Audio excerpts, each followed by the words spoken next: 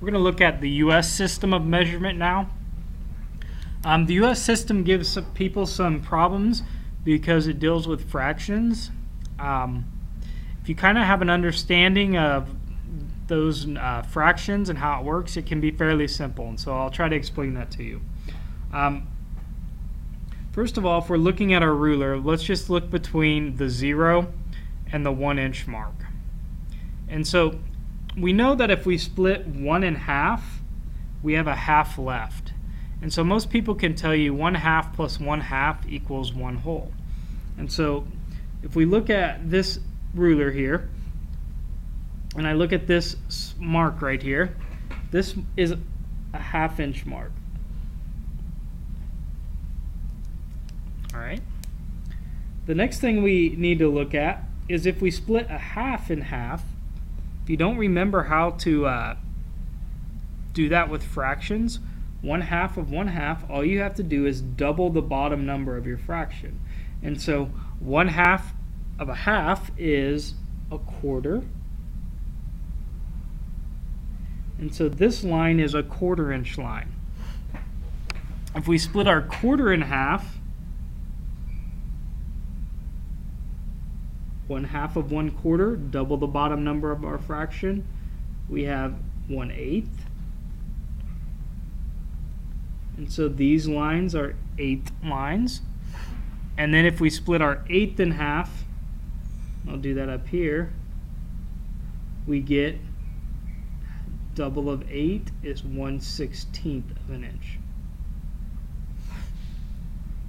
And so here we have an 1/8 line, here we have a 1/4 line, and here we have a 1/2 line.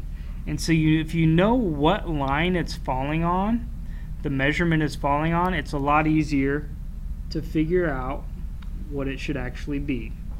So the first case, A here, is going to be easy. It falls on a 1/4 line. It's our first 1/4 line, and so the dimension is just 1/4.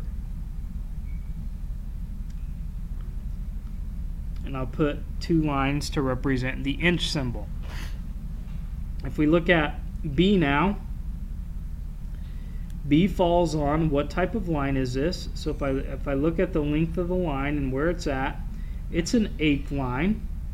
And so if I don't know how many 1/8 it is, I'll simply count. And so I'll start at my first 1/8 line, and I will count the lines, the 1/8 lines, and the lines that are bigger than an 1/8 line.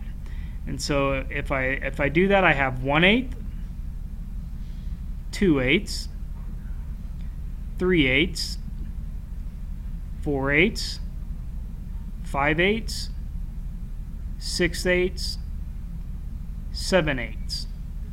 And so B is 7/8 of an inch. If we look at C now, C is on the smallest line. So if I look at my chart over here, that's a 1/16 of an inch line. And so I know that I'm past the 1, and so it's going to be 1 inch. So I'll put a 1 down here. Now we need to figure out how many 1/16 it is. Again, if I count, I'm going to count the lines this size, and the one's bigger, so we're going to count every line. 1, 2, 16ths, 3/16, 4/16, 5/16, 6/16, 7/16, 8/16, 9/16, 10/16, 11/16. And so C is 1 inch and 11/16 of an inch. Okay. Our last measurement over here for D, we look at this one.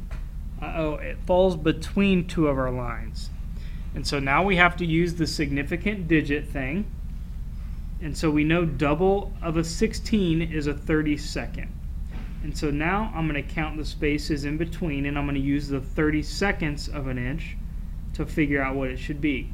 So right here would be 1 32nd, 2 32nds, 3, 4, 5, 6, 7, 8, 9, 10, 11, 12, 13, 14, 15. And so this D should be equal to 2 and 15 30-seconds. And it's a 30-second again because we know it fell between two of these lines. And we can estimate one space past our precision of the instrument we're measuring with.